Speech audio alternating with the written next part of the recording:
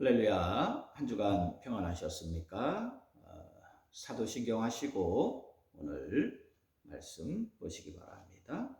창세기 39장 1절에서 5절입니다.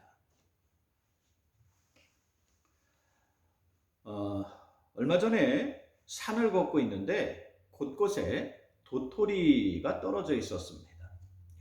그런데 도토리에 잎사귀 몇 개가 같이 붙은 채 떨어져 있었어요. 태풍이 지나간 것처럼 곳곳에 가는 곳마다 도토리가 다 막 떨어져 있습니다. 마치 가위로 자른 것 같이 똑같은 모양으로 가지채 떨어져 있는 거예요. 간밤에 비가 오긴 했지만 나뭇가지가 잘라질 정도는 아니었습니다. 가을철도 아니라 도토리가 자연적으로 떨어지지도 않습니다. 근데 여기에는 특별한 사연이 있습니다. 지금 여러분 이렇게 산에 가시면 한번 보세요. 이 도토리가 많이 이렇게 떨어져 있는데 여기에는요 정말 기가 막힌 생명의 신비가 들어 있습니다. 과학책에 보면 도토리 가위벌레라는 것이 있습니다. 도토리 나무에 사는데 이 벌레가 도토리에 구멍을 뚫습니다.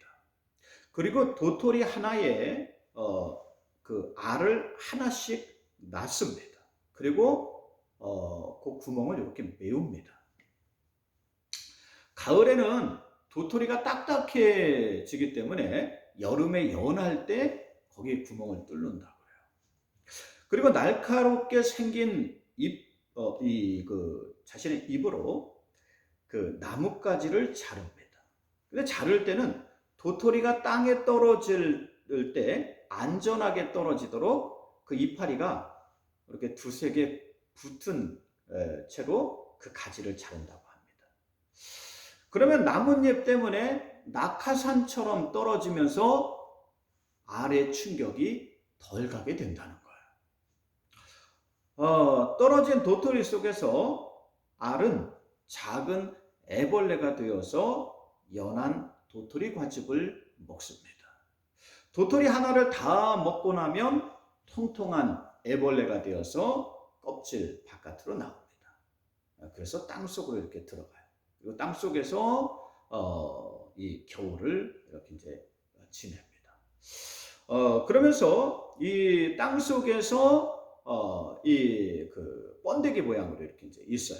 그러다가 봄이 오면 다 자란 도토리 가위벌레가 되어서 다시 그 나무로 기어오른다고 합니다. 이 작은 벌레 하나에도 생명의 신비가 들어 있습니다.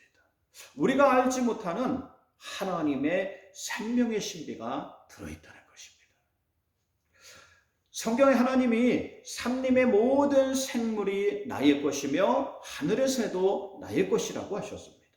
시편 84편 3절에 하나님의 품에서 참새도 제 집을 얻고 제비도 새끼들 보금자리를 찾는다고 하셨습니다. 하나님이 세상의 모든 생명을 돌보시고 인도에 가시는 줄 믿습니다. 그러므로 마태복음 6장 26절에 공중의 새를 보라.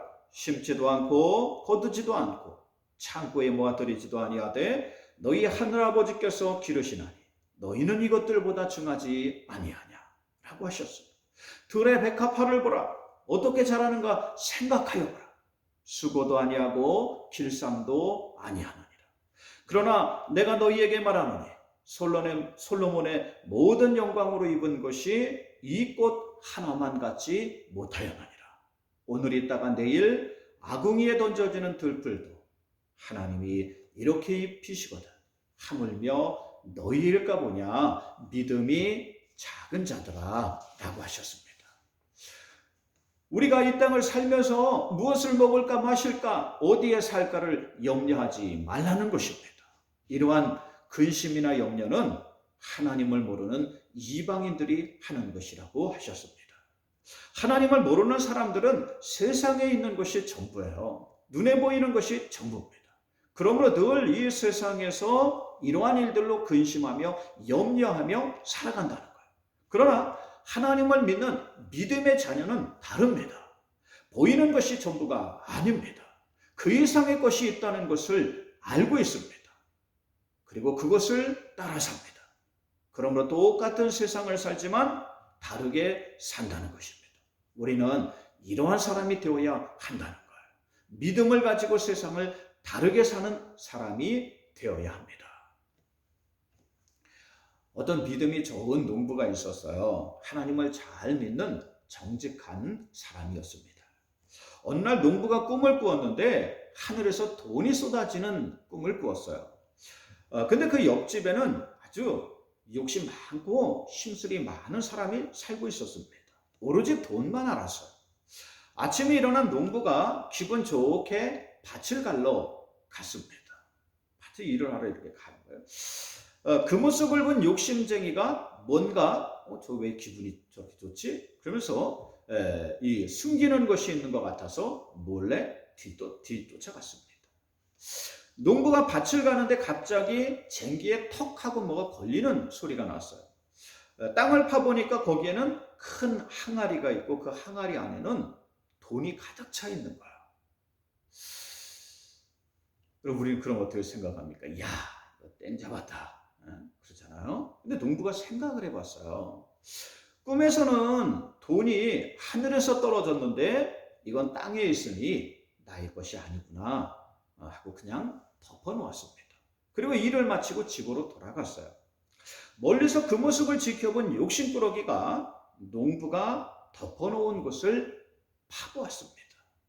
그랬더니 그곳에 큰 항아리가 있고 거기에는 개똥이며 소똥이며 온갖 똥들이 가득 차 있는 거예요. 그때 욕심꾸러기가 화가 나서 그 항아리를 파내었습니다.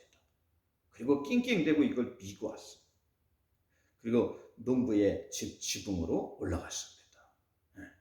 그리고 너도 맛 좀 봐라 그리고 확 부어버렸습니다.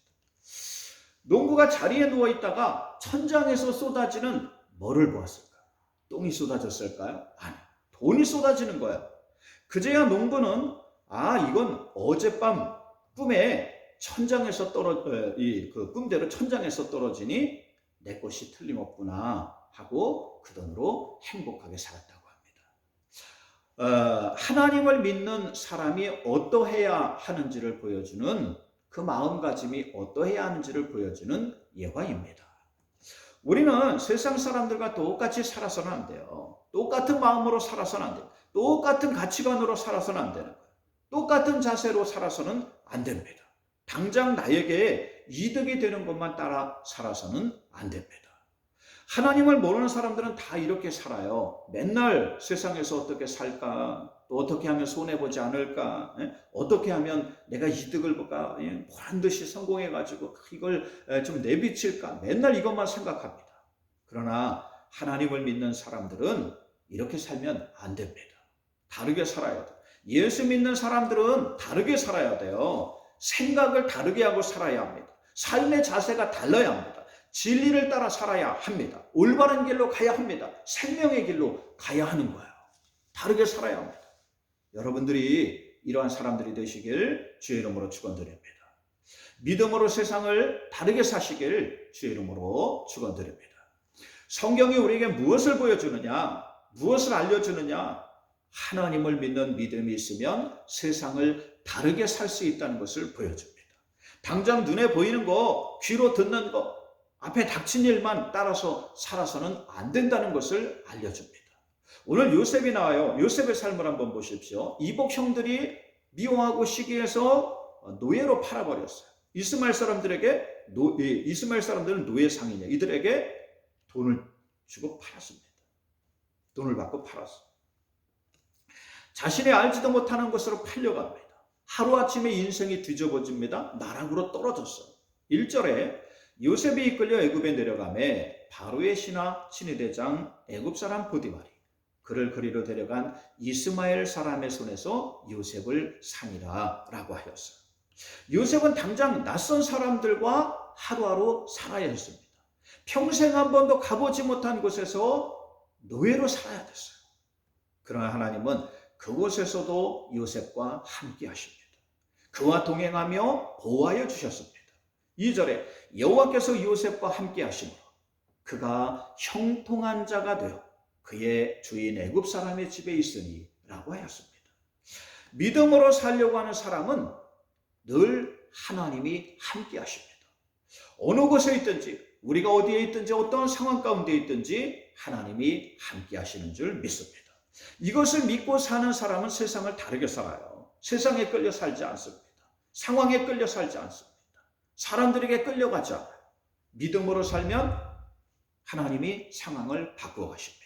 환경을 바꾸어 가십니다. 사람도 끌고 가게 하시는 줄 믿습니다. 오늘 3절 말씀에 그의 주인이 여호와께서 그와 함께 하심으로 또 여호와께서 그의 범사에 형통하게 하심을 보고 자신의 모든 소유를 요셉에게 맡기니라 라고 하셨어요. 주인이 자신의 모든 소유물과 집 전체를 요셉에게 맡기는 것을 볼 수 있습니다. 하나님이 함께 하시면 우리가 어디에 있든지 어떠한 상황 가운데 있든지 형통하게 되는 역사가 일어나는 줄 믿습니다. 그러므로 이러한 하나님을 신뢰하고 믿음으로 살아가는 여러분들 되시길 주의 이름으로 축원드립니다. 믿음으로 세상을 다르게 사는 여러분들 되시길 주의 이름으로 축원드립니다. 오늘 5절 말씀에 그가 요셉에게 자기의 집과 그의 모든 소유물을 주관하게 한 때부터 여호와께서 요셉을 위하여 그 애굽 사람의 집에 복을 내리심으로 여호와의 복이 그의 집과 밭에 있는 모든 소유물에 이르렀다고 하셨습니다. 여기서 중요한 것이 바로 요셉을 위하여라는 말이에요. 하나님이 요셉을 위해서 그 집에 그 주인의 집도 복을 주시는 것을 볼 수 있습니다. 주변의 사람들에게까지 하나님이 복을 주시는 거예요. 누구를 위해서? 요셉을 위해서. 그가 하는 모든 일들을 형통하게 하셨습니다. 우리가 알아야 할 것이 있습니다. 바로 우리의 삶도 이와 같다는 거예요. 우리가 어디에 살든지 어떠한 일을 하든지 어떠한 상황 가운데 있든지 하나님이 함께 하시는 줄 믿습니다. 하나님이 생명 주시고 삶의 자리를 예비하시고 우리를 인도하여 가시는 줄 믿습니다. 또한 우리를 위해서 우리 주변에 있는 사람들까지 축복해 가신다는 사실이에요. 우리 가족, 우리 친구, 또 우리 동료, 이웃까지 축복해 가신다는 사실입니다. 그러므로 우리가 살고 있는 자리, 우리가 일하는 자리, 우리가 만나는 사람 하나하나도 여러분 우연히 하며 하나님이 섭리하시고 계획하시고 여기까지 인도하고 계신 줄 믿습니다. 하나님이 왜 요셉을 축복하셨을까? 요셉을 위해서 이러한 일을 행하셨을까? 그것은 바로 요셉이 어느 곳에 있든지 어떠한 상황 가운데 있든지 하나님을 신뢰하는 믿음으로 살려고 했기 때문에 그렇습니다. 환경을 탓하거나 사람에게 도움을 구하지 않고 하나님께 그 도움을 구했기 때문에 그래요. 어떠한 환경 가운데 있든지 하나님이 주시는 힘으로 최선을 다하고 정직하게 살려고 했기 때문에 그렇습니다. 그러할 때 하나님이 요셉을 도우시고 그의 모든 행하는 일에 형통함의 역사가 일어나는 것을 볼 수 있습니다. 그러므로 우리도 이러한 삶을 살아가야 합니다. 우리가 살고 있는 상황에서, 우리가 살고 있는 삶의 자리에서 늘 최선을 다해야 합니다. 상황이나 형편을 따라가서는 안 돼요. 사람에게 도움을 구하려고 해서는 안 됩니다. 우리도 하나님을 믿는 믿음으로 살아야 합니다. 하나님을 신뢰하고 살아야 돼요. 작은 도토리 속에 알도 예비하시고 생명의 신비로 인도해 가시는 하나님이십니다. 하물며 여러분 우리이겠습니까? 하나님의 자녀인 우리이겠습니까?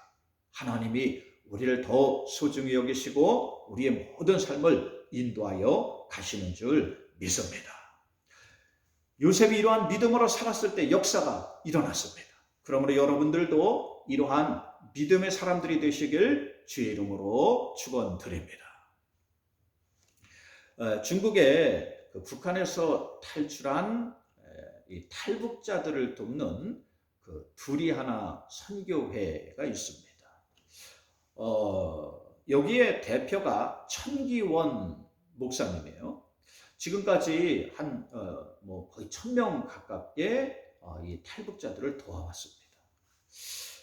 중국은 북한과 긴밀한 관계 속에 있어서 탈북자를 잡으면 참 안타깝지만 다시 북한은 중국은 돌려보내는 정책을 씁니다. 청경 목사님은 2001년 12월에 중국에 체류한 탈북자를 돕다가 체포되었어요. 그때 목사님을 신문한 사람이 중국 공안 검사인 제이슨이었습니다.